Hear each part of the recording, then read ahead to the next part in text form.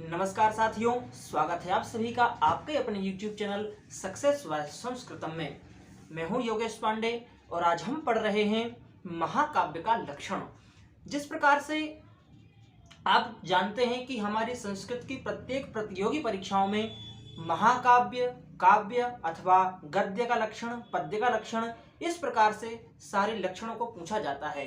तो महाकाव्य का जो लक्षण है साथियों बहुत ही इंपॉर्टेंट है, क्योंकि महाकाव्य जो लिखे जाते हैं, महाकाव्य जो रचे जाते हैं, इनमें बहुत सारी वस्तुओं का, बहुत सारी चीजों का ध्यान रखा जाता है। तो किस प्रकार से महाकाव्य का लक्षण होता है, आचार्य विश्वनाथ के अनुसार आज हम इस लक्षण को पढ़ते हैं। साहित्य दर्पण में महाकाव्य का जो लक्षण है, सर्गबंधो महाकाव्यम तत्रैको नायकः सुरः सद्वंशः क्षत्रियो वापि धीरोदात्त गुणान्वितः। यानी कि सर्गबंधो महाकाव्यम, जो महाकाव्य होता है उसमें वो सर्गों में बटा होता है। सर्गबद्ध यानी सर्गों में बटा होना चाहिए। तत्रैको नायकः सुरः, उस महाकाव्य में एक नायक होना चाहिए, अथवा जो नायक, एक नायक होना चाहिए। फिर सुरः यानी कि देवता, या तो कोई देवता हो, देवता का वर्णन किया गया हो, अथवा कोई नायक उसमें प्रधान नायक हो। किस प्रकार का नायक? एक ही नायक होना चाहिए, वो भी धीरोदात्त नायक होना चाहिए। जी, नायक नाटक में हम जानते हैं कि 4 प्रकार के नाटक होते हैं, नायक होते हैं। धीरोदात्त, धीरोधत्त, धीर प्रशांत और धीर ललित। उसमें से जो महाकाव्य में जो नायक होना चाहिए वह धीरोदात्त नायक होना चाहिए। सद्वंशः क्षत्रियो वापि धीरोदात्त गुणान्वितः। सद्वंशः यानी अच्छे वंश का कोई क्षत्रिय नायक का वर्णन इसमें कर सकते हैं। एक वंश भवा भूपा कुलजा बहवो पिवा, यदि एक ही वंश के बहुत सारे राजाओं का वर्णन करना है तो, या फिर बहुत सारे नायक रखना है महाकाव्य में, तो एक ही वंश के जो क्रमशः जो राजा बनते जाते हैं उनका वर्णन कर सकते हैं। जैसे कि रघुवंश में बहुत सारे राजाओं का वर्णन है, तो लगभग सभी राजा उसमें नायक माने गए हैं, एक के बाद एक, यानी एक ही वंश के हैं, इसीलिए उनको नायक माना गया है। फिर इसके बाद चर्चा करते हैं श्रृंगार वीर शांतानाम एकोंगी रस इष्यते, यानी महाकाव्य में जो अंगी रस होता है वह कौन सा रस होता है? तो श्रृंगार, वीर, शांत, इन तीनों में से कोई सा भी एक रस अंगी रस होना चाहिए, यानी प्रधान रस होना चाहिए। इसके अलावा अंगभूत रस यानी कि बहुत सारे रस हम इसमें ले सकते हैं। अंगानि सर्वे रसाः सर्वे नाटक संधयः, यानी कि अंग के रूप में हम लगभग सभी रस इसमें ले सकते हैं। और सर्वे नाटक संधयः, जो नाटक में 5 प्रकार की संधियां बताई हैं, मुखम प्रति मुखम चैव गर्भो विमर्शः उपसंहृतिः, ये जो 5 संधियां होती हैं नाटक में, ये 5 संधियां महाकाव्य में होनी चाहिए। और अंगानि सर्वेपि रसा सर्वे नाटक संधयः इतिहासोद्भवं वृत्तम अन्यद् वा सज्जनाश्रयम्, जो हमें इसकी कथा वस्तु लेनी है महाकाव्य की, या जो कथा वस्तु होनी चाहिए वो कैसी होनी चाहिए? तो बता रहे इतिहासोद्भवं वृत्तम, इतिहास से ली गई कोई कहानी, वृत्त यानी कोई चरित्र अथवा कहानी इसमें होनी चाहिए, अथवा सज्जनाश्रयम, किसी सज्जन व्यक्ति के ऊपर आश्रित होनी चाहिए। इतिहास से ली गई कथा होती है इसमें, या फिर किसी सज्जन व्यक्ति का चरित्र इसमें वर्णित किया जाता है। फिर चत्वारस्तस्य वर्गाः स्युः तेष्वेकं च फलं लभेत, चारों वर्ग यानी धर्म अर्थ काम मोक्ष, चारों वर्ग इसमें होते हैं, और चारों वर्गों में से किसी एक वर्ग का फल इसमें आपको प्रत्यक्ष रूप से दिखाया जाता है। आदौ नमस्क्रिया शीर्वा वस्तु निर्देश एव वा, यानी कि आदि में जब महाकाव्य का प्रारंभ होगा तो मंगलाचरण होता है। तो मंगलाचरण जो बताए गए हैं तीनों प्रकार के, तीनों में से कोई सा भी एक प्रकार का मंगलाचरण महाकाव्य में होगा, चाहे नमस्कारात्मक हो, आशीर्वादात्मक हो, अथवा वस्तु निर्देशात्मक हो। इसके बाद क्या होना चाहिए? तो क्वचिन निंदा खलादीनाम सताम चा गुण कीर्तनम, यानी कहीं पर खलों की निंदा यानी दुर्जनों की निंदा बतानी चाहिए, वर्णन करना चाहिए। उसके बाद में सज्जनों का, जो सज्जनों के गुण होते हैं उनका वर्णन करना चाहिए।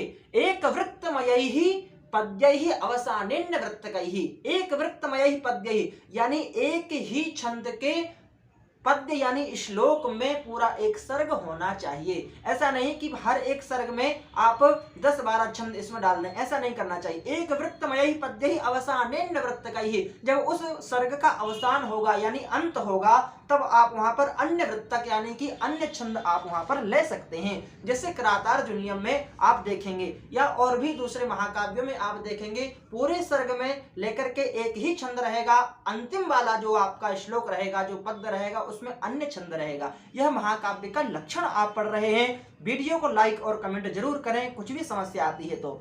एक वृत्तमय ही पद्य ही अवसानेन वृत्त का ही, अन्य यानी कि अन्य छंद में अवसान यानी जब सर्ग का जब अंतिम श्लोक आएगा, जो अंतिम पद्य आएगा, उसमें आपको क्या करना है, अंतिम में अन्य छंद यहाँ पर लेना है।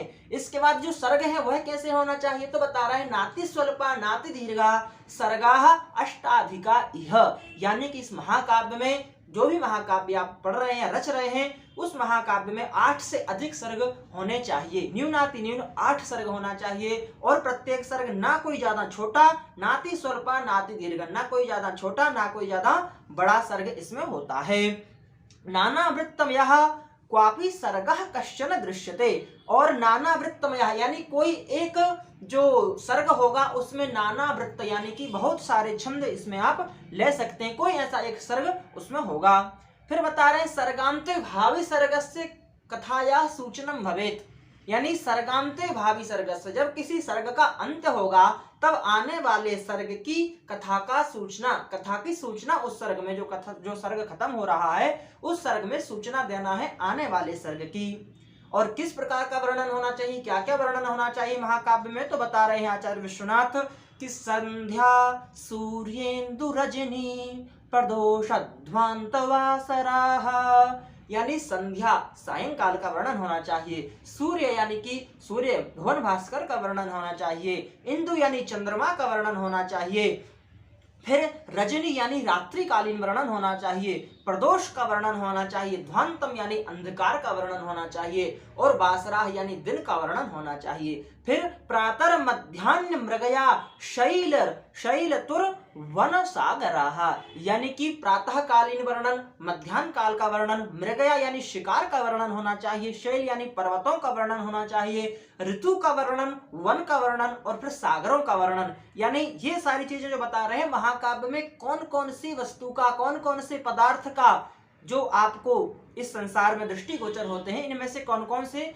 तत्वों का, पदार्थों का वर्णन महाकाव्य में कर सकते हैं। फिर बता रहे हैं संभोग विप्रलंभौ च मुनि स्वर्ग पुराध्वराः, संभोग श्रृंगार और विप्रलंभ श्रृंगार का वर्णन करना चाहिए। इसके बाद में मुनि यानी कि जो तपस्वी ऋषि मुनि होते हैं उनका वर्णन कर सकते हैं, स्वर्ग का वर्णन यानी स्वर्ग लोक का, पुर यानी कि नगर का वर्णन, अध्वरम यानी कि यज्ञ का वर्णन इसमें करना चाहिए।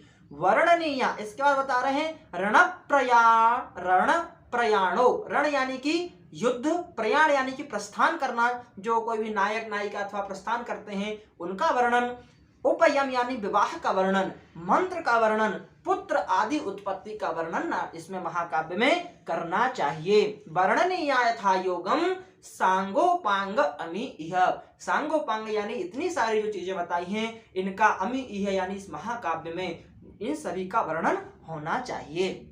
अब जो महाकाव्य का जो नाम होगा वो किस प्रकार से नाम रखना है, सारी चीजें बता दी। रस कौन सा होगा, सर्ग कितने होना चाहिए, सर्गों में कौन से छंद होना चाहिए, कितने बड़े होना चाहिए, कितने छोटे होना चाहिए, कौन सा अंगी रस होना चाहिए, कौन सा अंगभूत रस होना चाहिए, यह सारी चीजें बताने के बाद में अब बता रहे हैं कि उस महाकाव्य का नाम कैसे आप रखेंगे। तो कविर वृत्तस्य वा नामना नायकस्य तरस्य वा, यानी उस कवि के नाम के ऊपर रख सकते हैं। वृत्तस्य यानी जो चरित्र का वर्णन किया गया, जैसे रघुवंश महाकाव्यम, रघुवंश का वर्णन है उसमें, रघु के वंश का, इसलिए उसका नाम रख दिया रघुवंश। उसी प्रकार से नामना नायकस्य तरस्य वा, अथवा नायक के नाम पर नाम रख सकते हैं, नहीं तो उपनायक के नाम पर भी हम महाकाव्य का नाम रख सकते हैं। अब जो सर्गों का नाम होगा वो कैसा होगा तो बता रहे नामस सर्गो वादेय कथया सर्ग नाम तू, उस सर्ग में जिस कथा का वर्णन है उस कथा के अनुसार उस सर्ग का नाम रख सकते हैं। इसके अलावा यह तो होगा आपके प्रमुख महाकाव्य का लक्षण, जो कि संस्कृत निष्ठ जो भाषा, संस्कृत में जो महाकाव्यों का रचना होता है, महाकाव्यों की रचना होती है, उसमें किस प्रकार से महाकाव्य के लक्षण हैं यह बताया है आचार्य विश्वनाथ ने, जो कि सर्व प्रामाणिक लक्षण माना गया है।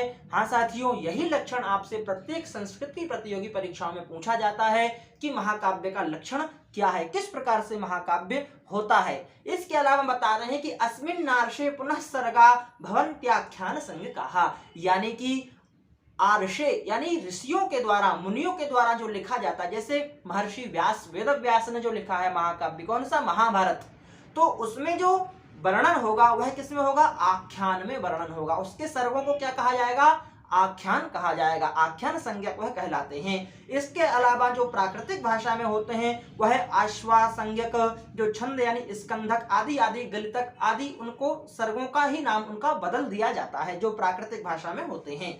अब हमें इंपॉर्टेंट जो यहाँ पर समझना है, ये महाकाव्य का लक्षण समझा, हम खंड काव्य का लक्षण समझते हैं। तो खंड काव्यम भवेत काव्यस्य एक देशानुसारी च, किसी कथा का एक भाग जब वर्णित किया जाता है, एक पक्ष जब वर्णित किया जाता है, वर्णन किया जाता है, तब उसको खंड काव्य कहा जाता है, जैसे कि मेघदूतम में। इसके अलावा जो गद्य का जो लक्षण है, किसको गद्य हम कहेंगे, तो बता रहे हैं आचार्य विश्वनाथ की वृत्तगंधोज्झितम गद्यम, जो गद्य होता है वह क्या कहलाता है, वृत्तगंधोज्झितम। वृत्त यानी छंद, गंध यानी उसका लेश मात्र भी, यानी छंद का लेश मात्र भी जहां पर नहीं होता है उसको हम गद्य कहते हैं। वह गद्य कितने प्रकार का होता है, तो बता रहे हैं 4 प्रकार का होता है।